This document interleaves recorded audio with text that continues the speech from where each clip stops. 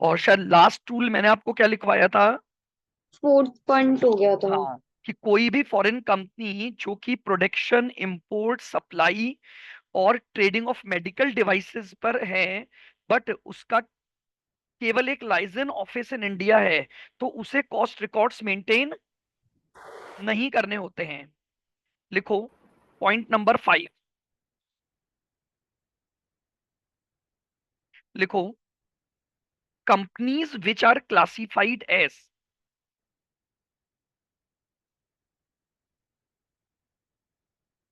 Companies which sir are, rule number.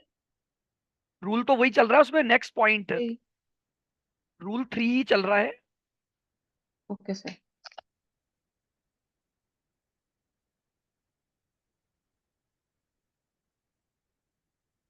और शायद 4 point लिख लिए थे तो पांचवा आ जाएगा। Yes sir. लिखो, company which are classified as micro enterprise,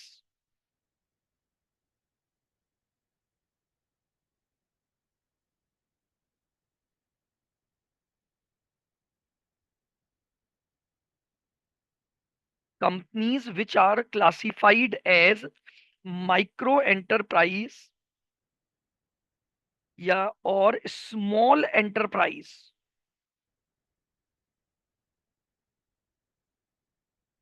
sir एक बार रिपीट करना। Companies which are classified as micro enterprise और small enterprise under the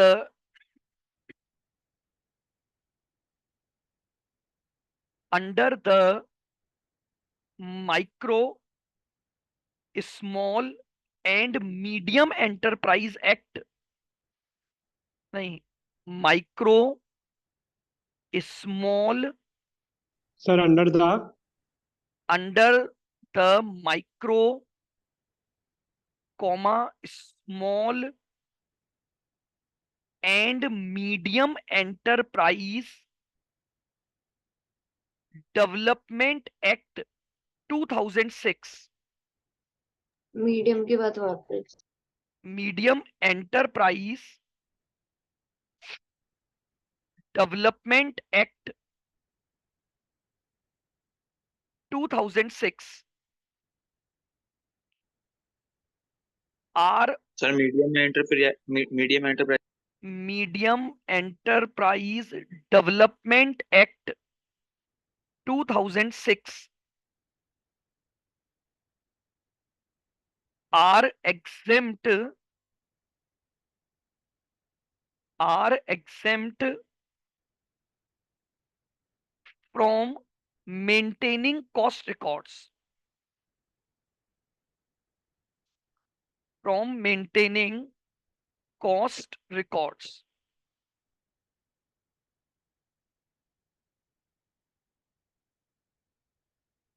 from maintaining cost records.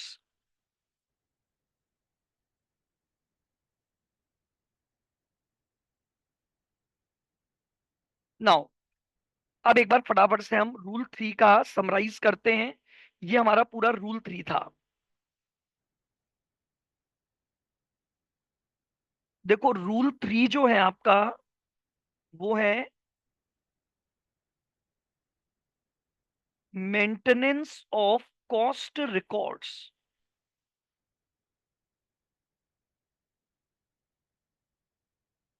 ठीक है, रूल 3 जो एप्लीकेबल है वो क्या है?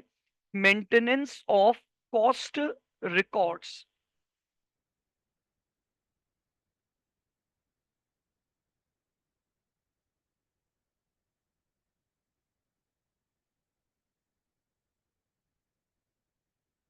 Turnover of all products, turnover of all products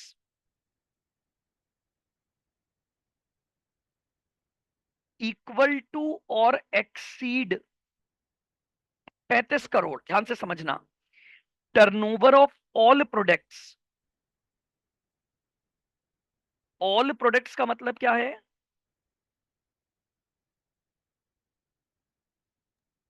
table ए में और टेबल बी में आ रही हूँ मैम। ऑल प्रोडक्ट का मतलब है टेबल ए,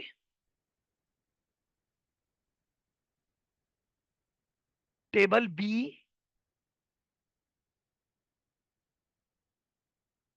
और अदर्स।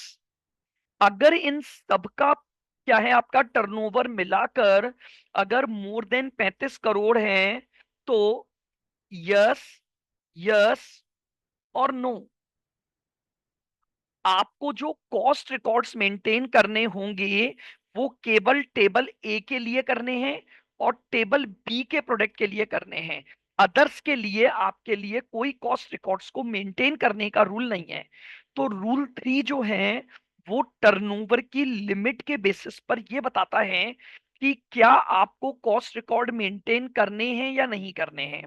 तो अगर turnover of all product 35 crore या उससे ज्यादा हो जाता है तो टेबल ए के लिए आप कॉस्ट रिकॉर्ड्स मेंटेन करोगे। टेबल बी में जो इंडस्ट्री आ रही है उनमें से अगर आप कोई काम कर रहे हो तो उसके लिए भी आप कॉस्ट रिकॉर्ड्स मेंटेन करोगे। लेकिन जो अदर प्रोडक्ट्स हैं, यानी जो टेबल ए में नहीं आ रहे हैं, टेबल बी में नहीं आ रहे हैं, उनके लिए आपको कॉस्ट रिकॉर्ड्स को मेंटेन नहीं करना है। ठीक है। Now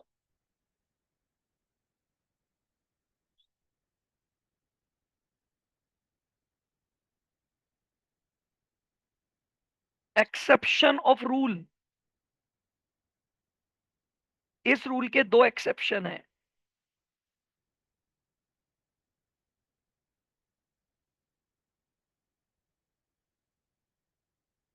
foreign company engaged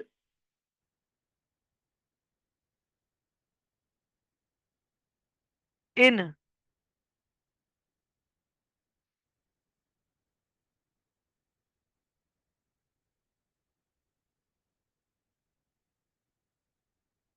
production, import, supply और ट्रेडिंग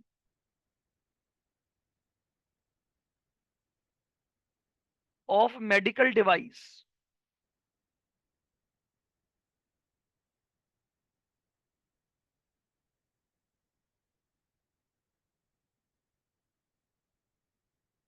ठीक है, कोई भी फॉरेन कंपनी जो एंगेज्ड है प्रोडक्शन, इंपोर्ट, सप्लाई और ट्रेडिंग ऑफ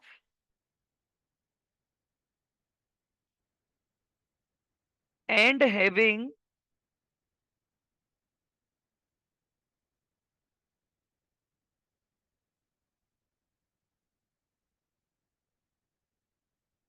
लाइसेंस ऑफिस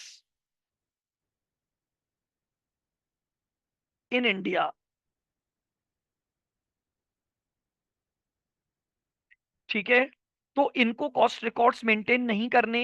और दूसरा जो है वो है सर लाइजन ऑफिस का मतलब? लाइसेंस ऑफिस का मतलब मैंने बताया था, जो केवल एक ऑफिस इसलिए खोलकर बैठे हैं कि वहां पर आकर कोई उनसे ऑर्डर ले सके। मतलब जैसे मान लो फॉर एग्जांपल, मैंने एक एग्जांपल दिया था, ये यूएसए है। ठीक है, अब समझना, इन्होंने क्या किया, इंडिया में एक ऑफिस बनाया यहाँ। लेकिन इस ऑफिस का काम क्या है? इस ऑफिस का जो काम है वो ये है कि ये जो कस्टमर हैं ये केवल यहाँ इंक्वायरी करने आते हैं बस, और यहाँ पर ऑर्डर दे देते हैं। सप्लाई जो होगा वो ये ऑफिस नहीं करेगा। ये ऑफिस लाइजन ऑफिस की तरह से, यानी एजेंट की तरह से काम कर रहा है, जो इसका ऑर्डर यहाँ तक डिलीवर करेगा एंड देन सप्लाई ऐसे होगी आपकी। सप्लाई में इसका कोई रोल नहीं है। ये सिर्फ इसलिए बनाया गया है कि जो लोग इसके प्रोडक्ट की नॉलेज लेने आ रहे हैं तो एक ऑफिस, एक प्रेमाइसेस चाहिए जहां पर आप ऑर्डर दे सको, तो इस ऑफिस को लाइजन ऑफिस बोला जाता है। तो उनको फिर कॉस्ट रिकॉर्ड्स मेंटेन नहीं करने हैं।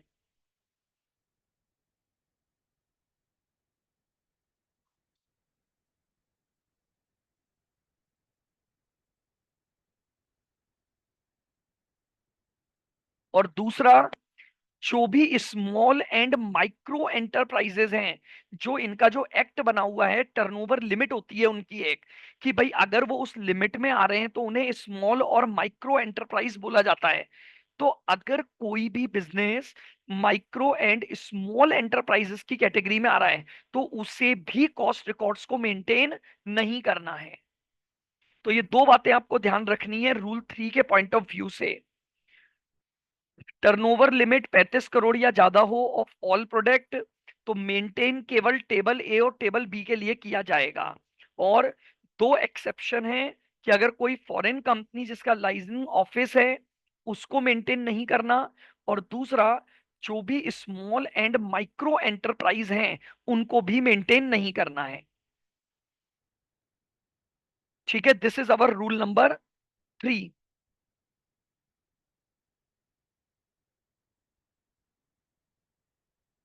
नाउ अब आता है रूल 4।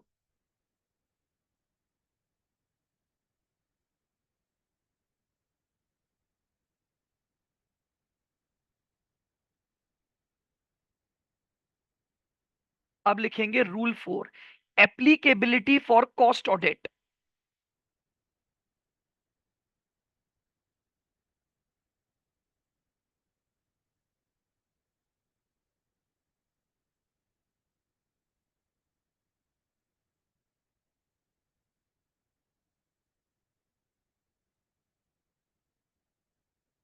नाउ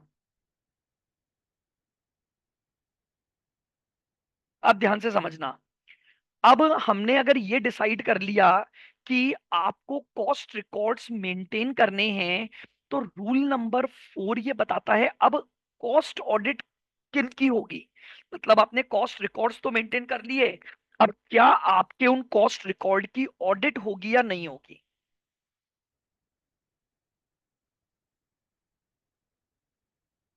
तो एप्लीकेबिलिटी ऑफ कॉस्ट ऑडिट दो भागों में डिवाइडेड है, टेबल ए प्रोडक्ट और टेबल बी प्रोडक्ट।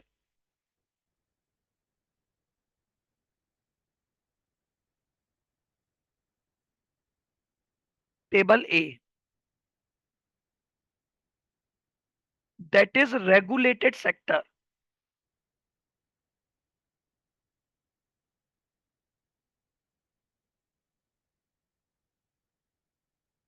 और टेबल बी,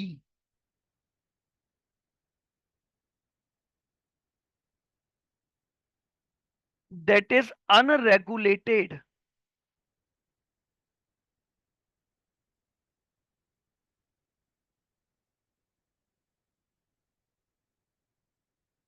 सेक्टर। ठीक है, ध्यान से समझना। कॉस्ट ऑडिट की एप्लीकेबिलिटी रेगुलेटेड सेक्टर्स के ऊपर, और कॉस्ट ऑडिट की एप्लीकेबिलिटी अनरेगुलेटेड सेक्टर्स के ऊपर।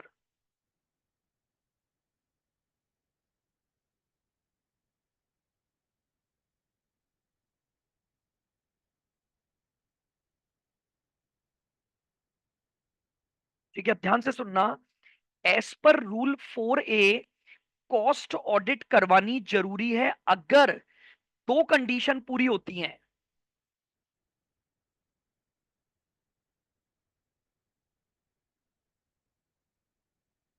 कंडीशन 1, ध्यान से सुनना।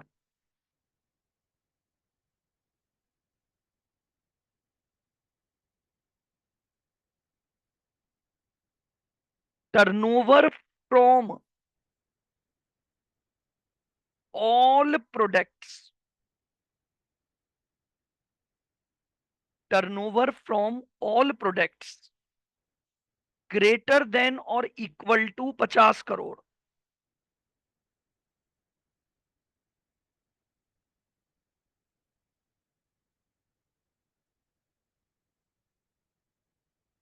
कंडीशन नंबर 2,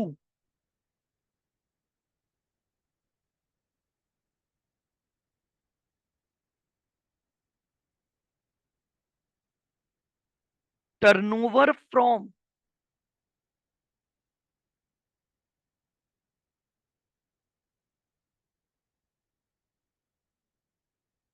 टेबल ए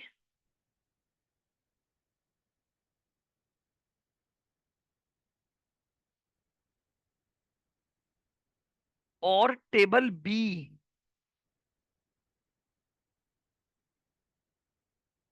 और बोथ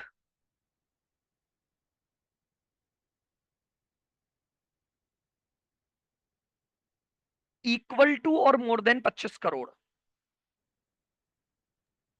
दोनों के अलग अलग और दोनों को मिलाकर। एंड है दोनों के बीच में, है ना। वापस से समझना, अभी मैं समझाता हूं, 1 मिनट। देखो, हम बात कर रहे हैं टेबल ए की कॉस्ट ऑडिट कब होगी। Listen very carefully. टेबल ए की कॉस्ट ऑडिट कब होगी? जब ऑल प्रोडक्ट का टर्नओवर 50 करोड़ या उससे ज्यादा आ जाए, एंड टेबल ए का टर्नओवर और टेबल बी का टर्नओवर और बोथ का मिलाकर 25 करोड़ या उससे ज्यादा आ जाए। अगर ऐसा होगा तो जितने भी टेबल ए के प्रोडक्ट हैं उनकी कॉस्ट ऑडिट होगी। जितने भी टेबल ए के प्रोडक्ट हैं उनकी कॉस्ट ऑडिट होगी। मैं केवल कॉस्ट ऑडिट की बात कर रहा हूं टेबल ए प्रोडक्ट के लिए, यानी रेगुलेटेड सेक्टर के लिए। रूल क्या है फिर सुनना। टेबल ए की कॉस्ट ऑडिट तभी होगी जब ऑल प्रोडक्ट का टर्नओवर इक्वल टू और मोर देन 50 करोड़ हो जाए, plus as well as and condition number 2, table A का या टेबल बी का या दोनों का मिलाकर 25 करोड़ या उससे ज्यादा हो जाए, तो उस सिचुएशन में टेबल ए के जितने भी प्रोडक्ट हैं, टेबल ए के जो सेक्टर हैं उनकी कॉस्ट ऑडिट करोगे। कैसे? देखो, सर ये दोनों कंडीशन करना पूरी है। एंड का मतलब दोनों। ये भी पूरा होना चाहिए और ये भी पूरा होना चाहिए, तभी कॉस्ट ऑडिट की रूल लगेंगे। वापस देखना आप।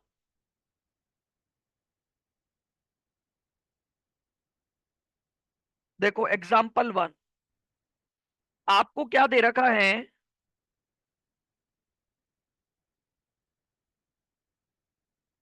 Turnover of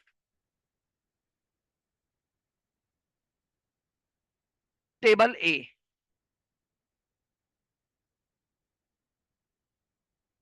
20 crore,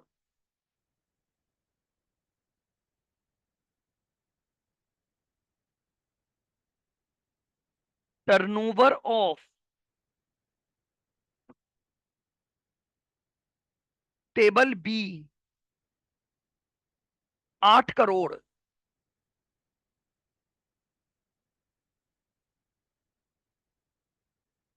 turnover of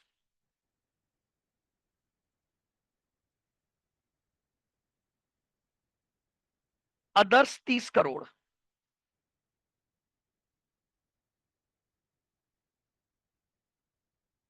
अब जरा चेक करते हैं कॉस्ट ऑडिट का रूल।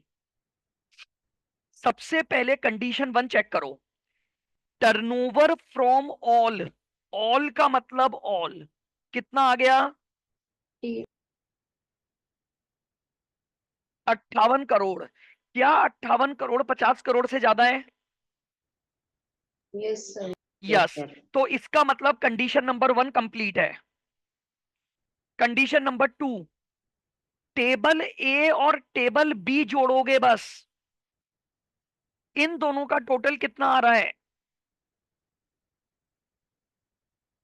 28। 28 करोड़। क्या ये 25 करोड़ से ज्यादा है? Yes sir. यस। तो इनकी कॉस्ट ऑडिट होगी। इनकी कॉस्ट ऑडिट हो जाएगी।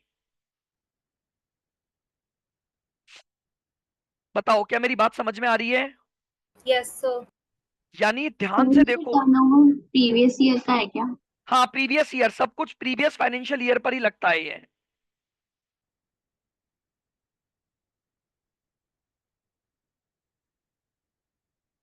प्रीवियस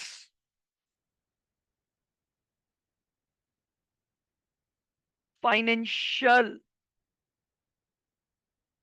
ईयर पे। बोलो क्लियर?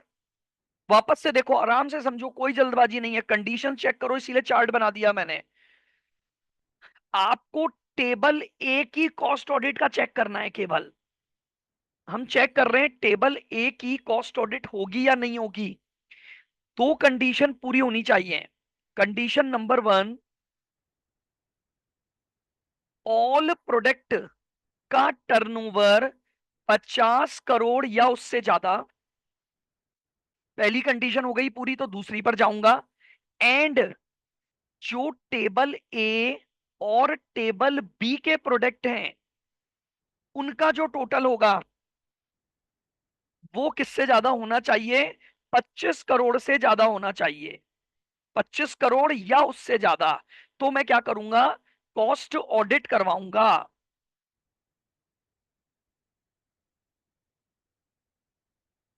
बताओ क्लियर है? आओ एक बार इसका भी रूल लिखते हैं, फिर और एग्जांपल करा दूंगा मैं। वही previous financial year.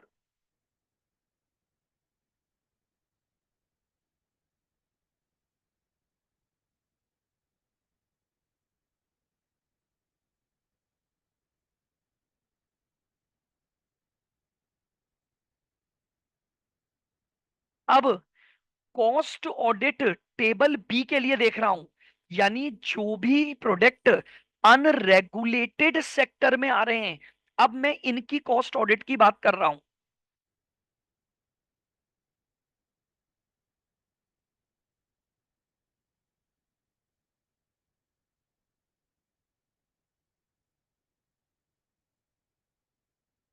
Condition 1 and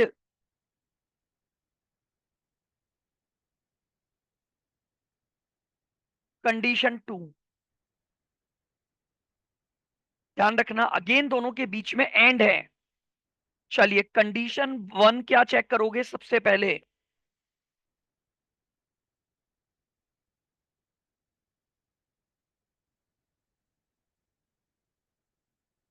turnover from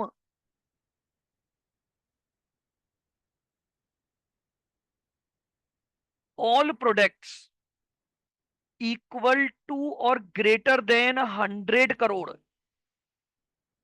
अगर सभी प्रोडक्ट का टर्नओवर मिलाकर कितना है? 100 करोड़ है।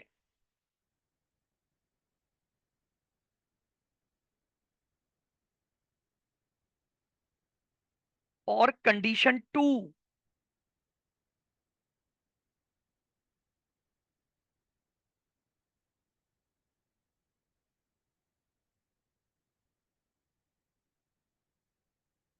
टर्नओवर फ्रॉम टेबल ए और बी और बोथ इक्वल टू और एक्सीड 35 करोड़ हो जाए। तो ऐसी सिचुएशन में अगर ये कंडीशन पूरी होती है, तो मैं टेबल बी के लिए क्या करवाऊंगा? कॉस्ट ऑडिट करवाऊंगा। तो मैं टेबल बी के लिए क्या करवाऊंगा? कॉस्ट ऑडिट करवाऊंगा। Condition 1, turnover from all product किससे ज्यादा होना चाहिए?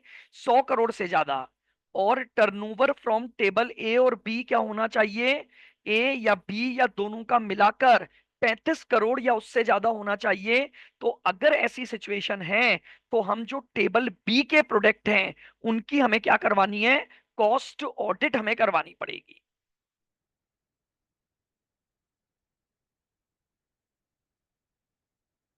बना लिया ये चार्ट सबने? Yes, sir.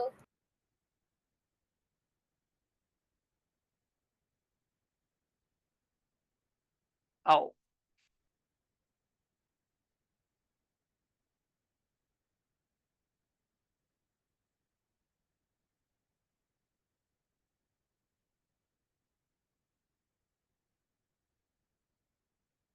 Turnover of table A 22 crore,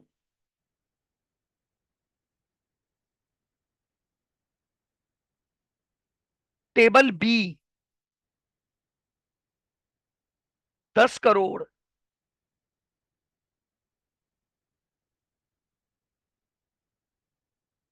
others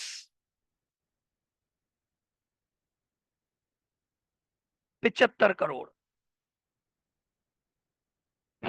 table A 22 crore, table B 10 crore और अदर्स हो गया हमारा 75 करोड़। नाउ अब हमें चेक करनी है cost audit, applicability of cost audit. पहले तो इसका टोटल लगा लो। 107।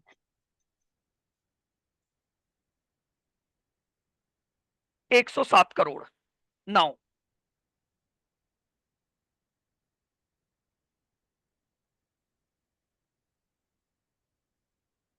चलिए अब ध्यान से सुनना बिल्कुल।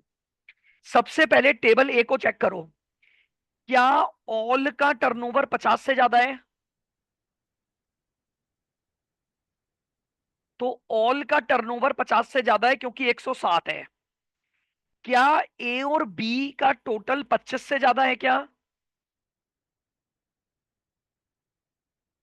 Yes sir. Yes, sir.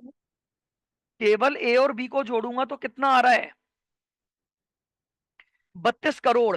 इसका मतलब यस, टेबल ए पर कॉस्ट ऑडिट होगी, टेबल ए की कॉस्ट ऑडिट होगी। अब टेबल बी चेक करो, ऑल होना चाहिए 100 से ज्यादा। वेरी गुड, ऑल जो है वो 100 से ज्यादा है और ए और बी का टोटल 35 या 35 से ज्यादा, बट वो केवल 32 रह गया। तो इसका मतलब ये हुआ कि टेबल बी के कॉस्ट रिकॉर्ड्स की ऑडिट नहीं करवानी है हमें। टोटल फ्रॉम ऑल प्रोडक्ट तो 100 से ज्यादा हो गया, समझ रहे हो? टोटल तो 100 से ज्यादा हो गया, लेकिन क्या नहीं हुआ, ए और बी दो का जो टोटल है वो 35 या 35 से ज्यादा नहीं हो पाया। इसका मतलब अब मेरा डिसीजन क्या हो जाएगा कि मैं टेबल ए की कॉस्ट ऑडिट करवाऊंगा लेकिन टेबल बी की कॉस्ट ऑडिट नहीं होगी। सर, टेबल ए की क्यों हो रही है? टेबल ए की इसलिए हो रही है ना, 25 से ज्यादा हो गया ना इन दोनों का टोटल। Yes sir. वापस नहीं देख सर, लो ये आराम। सेक्टर कौन सा है? मतलब ऐसे अभी सेक्टर के अभी मैं बेसिस में अभी होगा ना? अभी अभी बताऊंगा। नहीं, एक्चुअली में आपको नाम याद नहीं रखने होंगे। इसके तो 6 नाम है तो फिर भी आपको याद रखने पड़ेंगे, बट इसके कहां तक याद रखोगे? 33 इंडस्ट्री है इसमें। ठीक है, हालांकि इनके 6 नाम इसलिए याद रख लेना क्योंकि इस पर एमसीक्यू आया हुआ है। अब प्रॉब्लम पता है क्या है, आने को तो कल को ऐसा एमसीक्यू भी आ सकता है कि अनरेगुलेटेड में क्या क्या आ सकता है ना? लेकिन देखो प्रैक्टिकली अपन सोचें तो रेगुलेटेड के 6 नाम तो याद रखे जा सकते हैं, बट फिर अनरेगुलेटेड के 33 क्यों? क्योंकि इनके अलावा बाकी पर तो एप्लीकेबल ही नहीं है, वो अभी मैं आगे समझाऊंगा सब। ठीक है, तो अभी अपन बात करेंगे रेगुलेटेड में क्या आता है और अनरेगुलेटेड में क्या आता है। बट हम सबसे पहली बात तो ये कर रहे हैं कि अगर मुझे टर्नओवर लिमिट दी गई है तो कैसे चेक करना है वो समझो। हमेशा पहले टेबल ए को चेक कर लो। पहले टेबल ए की लिमिट है, टोटल में जाओगे तो 50 या 50 से ज्यादा, और ए और बी प्रोडक्ट का देखोगे तो 25 या 25 से ज्यादा। तो जो टेबल ए के प्रोडक्ट हैं उनकी कॉस्ट ऑडिट होगी। अब बी को चेक कर लो, ऑल प्रोडक्ट 100 या उससे ज्यादा, ऑल प्रोडक्ट का टर्नओवर 100 या उससे ज्यादा तो 107 है, तो ओके है। कंडीशन 2, ए और बी का टोटल 35 या 35 से ज्यादा, जबकि ए और बी का टोटल यहां कितना आया है, केवल 32। तो इसका मतलब मैं डिसीजन क्या बोलूंगा कि टेबल ए के जो सेक्टर हैं उनकी कॉस्ट ऑडिट होगी, लेकिन टेबल बी की कॉस्ट ऑडिट नहीं होगी।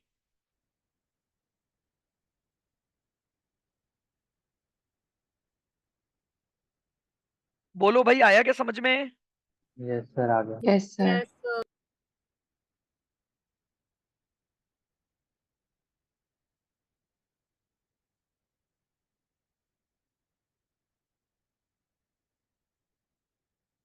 Example 3,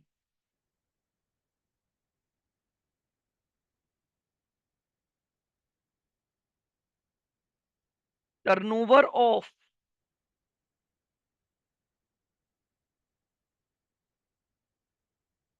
table A, turnover of table A 25 crore,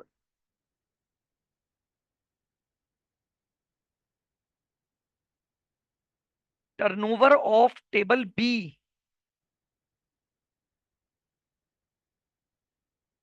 15 crore,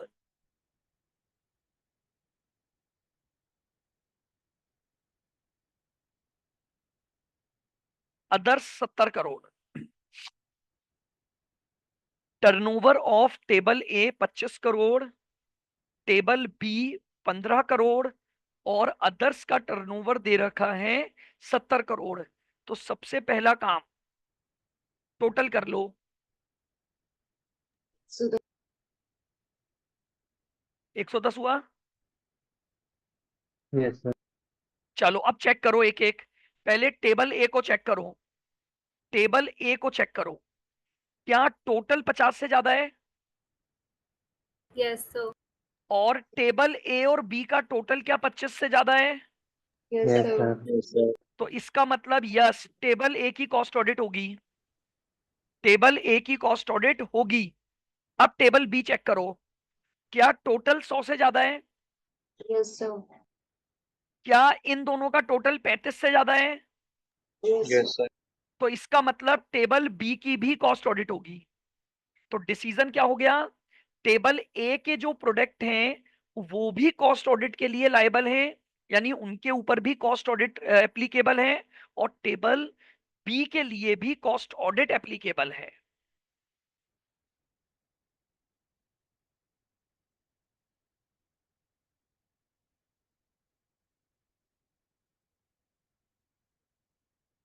example number 4,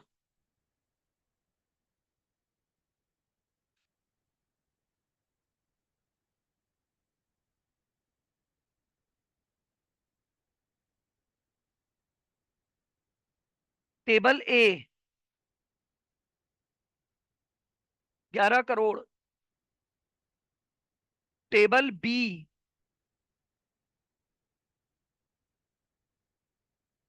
15 crore, और अदर्स 28 करोड़। इसमें आपको बताना है पहले तो रूल 3 की एप्लीकेबिलिटी, और फिर रूल 4 की एप्लीकेबिलिटी।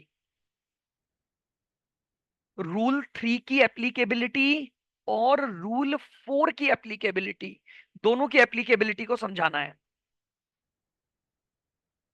टोटल कितना है? 54।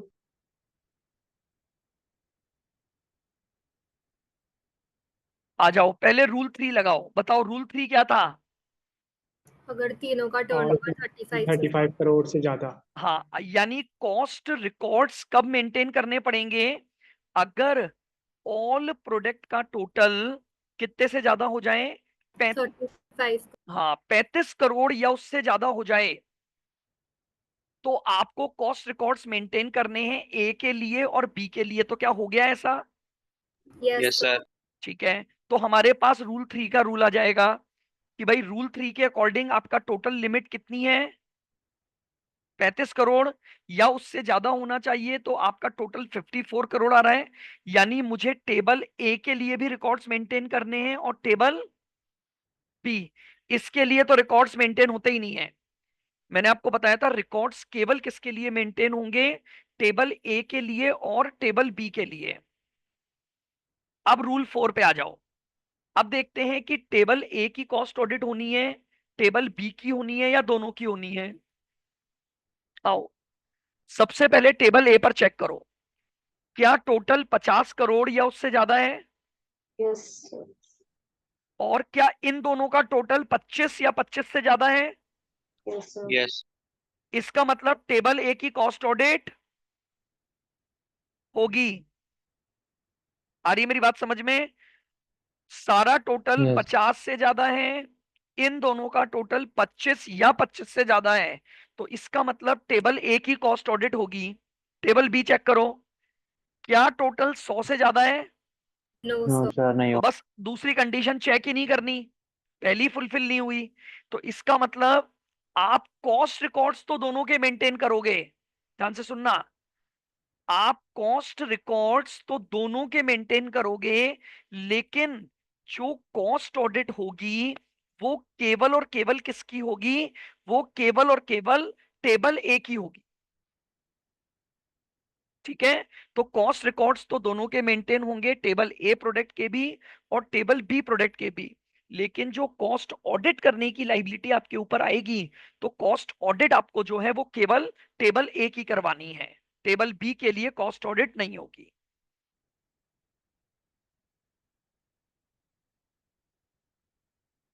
बताइए भाई, क्या यहां तक क्लियर है? तो आगे बढ़ूं? Yes sir. आ जाओ। अब अगला पॉइंट आता है कॉस्ट ऑडिट से एग्जेम्पशन, यानी किनको कॉस्ट ऑडिट से एग्जेम्पशन मिलेगी।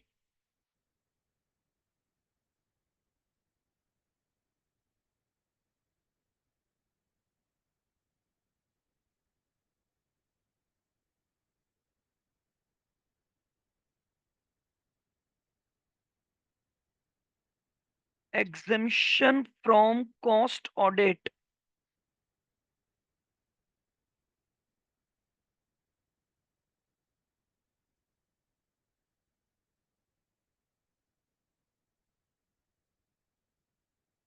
तीन जनों को कॉस्ट ऑडिट से एग्जेम्पशन मिली हुई है। एग्जेम्पशन फ्रॉम कॉस्ट ऑडिट आप लिख सकते हो, ये भी पॉइंट। सर रूल 5 है ये। हाँ हाँ, रूल 5 मतलब, नहीं नहीं, रूल 5 नहीं, रूल 4 का एक्सेप्शन। यानी रूल 4 ये बोलता है कि कॉस्ट ऑडिट करवानी है, लेकिन तीन जनों को, तीन सिचुएशन ऐसी आएंगी जहां भले ही आपकी टर्नओवर लिमिट पूरी हो गई है, लेकिन फिर भी आपको कॉस्ट ऑडिट नहीं करवानी है, आपको रूल 4 से एग्जेम्पशन मिली हुई है। ठीक है, ओके सर।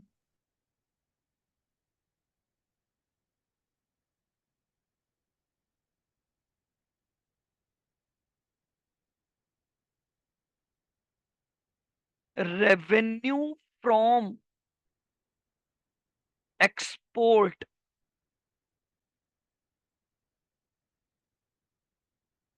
इन फॉरेन करेंसी टर्म्स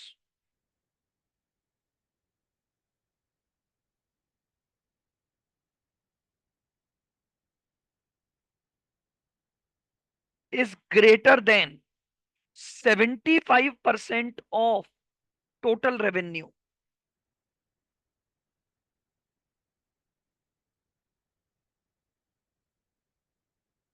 इस एंटिटी को नहीं करवाना है, ध्यान से समझना बिल्कुल। क्या मतलब हुआ?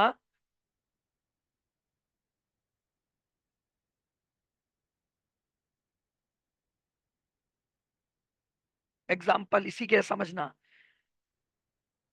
एक कंपनी है एक्स लिमिटेड, ठीक है,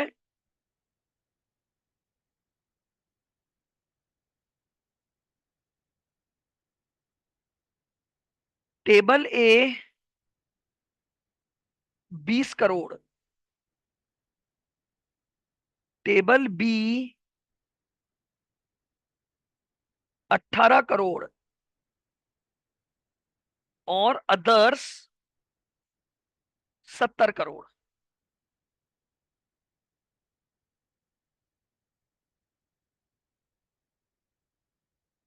टोटल आ गया 108 करोड़, ठीक है।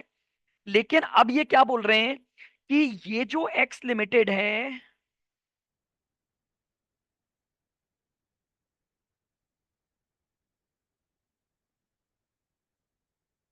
Revenue in foreign currency terms due to export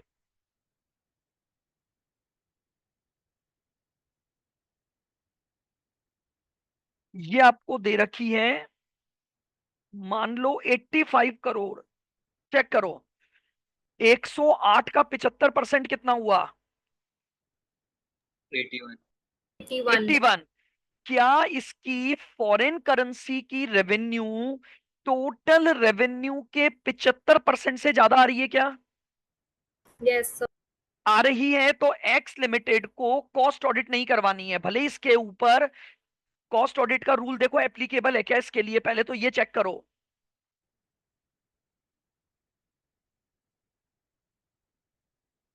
yes sir, applicable हो रहा है। कौन सा, टेबल ए के टेबल बी के बोथ? बोथ। सर दोनों हो समझ रहे हो बात को? वैसे तो एक्स लिमिटेड के ऊपर टेबल ए का भी कॉस्ट ऑडिट एप्लीकेबल है, टेबल बी का भी कॉस्ट ऑडिट एप्लीकेबल है। यानी वैसे तो एक्स लिमिटेड दोनों टेबल ए और टेबल बी की कॉस्ट ऑडिट करवाने के लिए लायबल है। लेकिन चूंकि एक्स लिमिटेड की फॉरेन एक्सचेंज की रेवेन्यू, एक्स लिमिटेड की फॉरेन एक्सचेंज की रेवेन्यू टोटल रेवेन्यू के 75% से ज्यादा हो गई, तो इसका मतलब यह हुआ कि अब एक्स लिमिटेड कॉस्ट ऑडिट से एग्जेम्प्ट है। अब एक्स लिमिटेड को क्या नहीं करवाना? कॉस्ट ऑडिट नहीं करवाना है। बताओ, क्लियर एक्सेप्शन का पहला रूल? Yes, sir. ये बनाते चलना और एग्जाम्पल जरूर लिख लेना, इससे ये थोड़ा एग्जाम्पल से पता लग जाएगा आपको। तो यानी एक्स लिमिटेड एग्जेम्प्टेड है।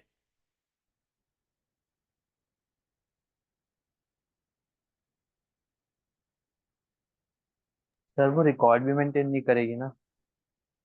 क्या चीज क्यों नहीं करेगी? रिकॉर्ड तो रिकॉर्ड की तो, ये तो एग्जेम्पशन केवल कॉस्ट ऑडिट से है। रिकॉर्ड की तो कंडीशन पूरी की है, तो रिकॉर्ड्स तो मेंटेन होंगे बट ऑडिट नहीं करवानी उनकी। Okay sir.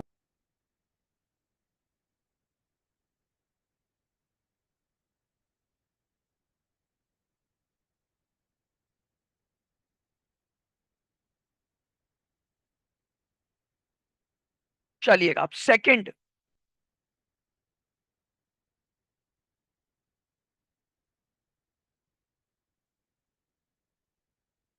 Operated from SEZ. आपके जो स्पेशल इकोनॉमिक जोन बने हुए हैं, अगर आप वहां पर अपना बिजनेस ऑपरेट कर रहे हो तो आपको कॉस्ट ऑडिट से एग्जेम्पशन है। अगर कोई भी इंडस्ट्री कहां पर है, स्पेशल इकोनॉमिक जोन में आ रही है और वहां से अपना बिजनेस ऑपरेट कर रही है स्पेशल इकोनॉमिक जोन से, तो उसको कॉस्ट ऑडिट करवानी नहीं है, उसको कॉस्ट ऑडिट से एग्जेम्पशन है।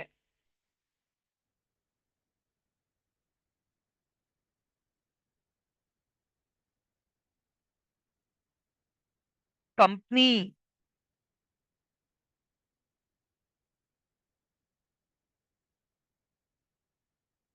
Engaged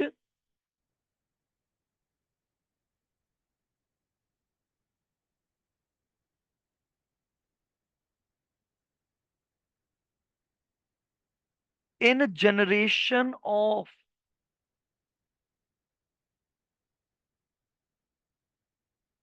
electricity for captive consumption.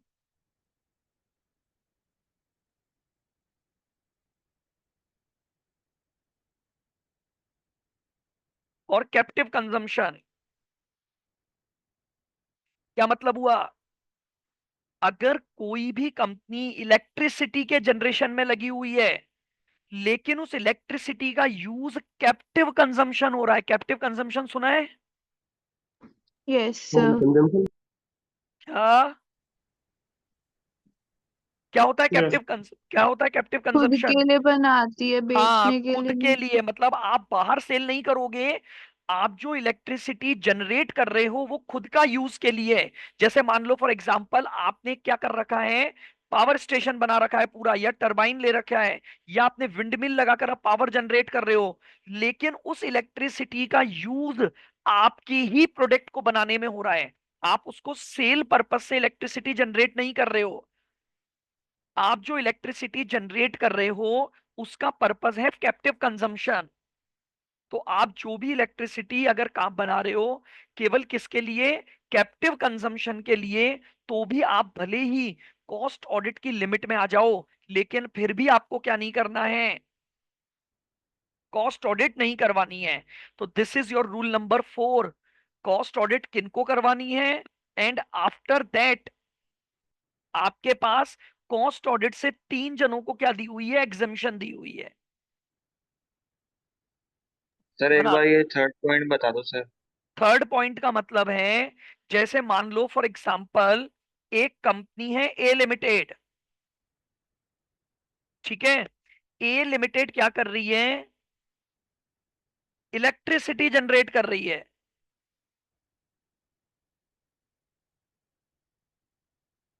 Electricity generation,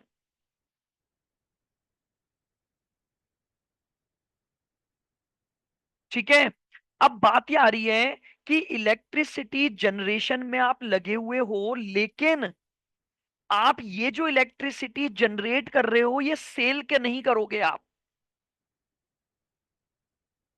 यानी बेसिकली एक इंडस्ट्री को बिल्कुल अलग कर दिया गया जो इलेक्ट्रिसिटी जनरेशन में है।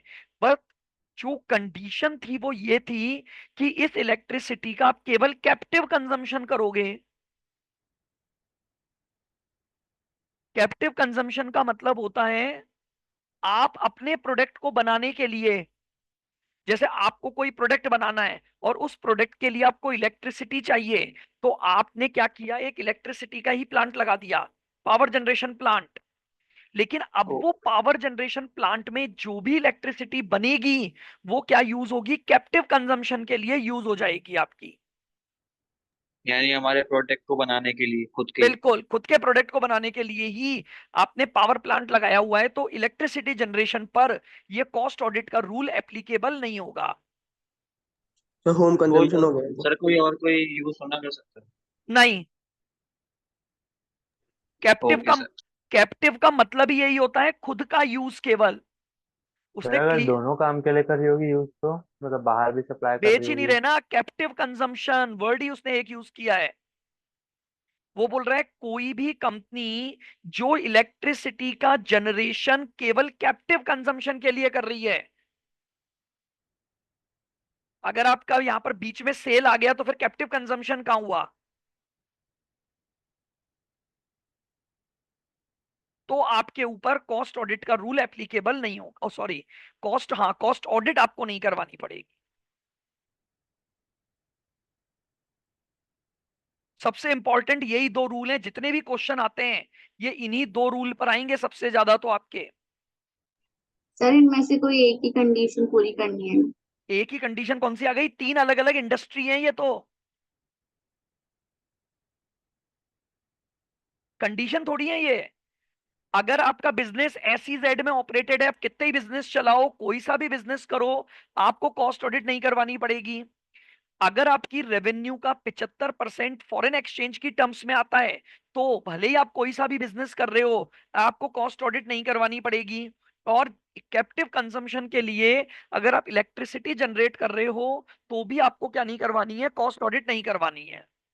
ये 3 अलग अलग इंडस्ट्री हैं जिनके ऊपर कॉस्ट ऑडिट के प्रोविजन एप्लीकेबल नहीं होंगे। Okay sir. क्लियर बिल्कुल। सर ये जो रूल 3 और रूल 4 की एप्लीकेबिलिटी होती है, ये हर ईयर चेक करनी होती है क्या? बिल्कुल हर ईयर चेक होगी है, क्योंकि हम इसके लिए केवल प्रीवियस फाइनेंशियल ईयर का डेटा लेते हैं। क्योंकि ऐसा हो सकता है कि इस साल के लिए रूल एप्लीकेबल नहीं हो, बट अगले साल के लिए क्या हो जाए,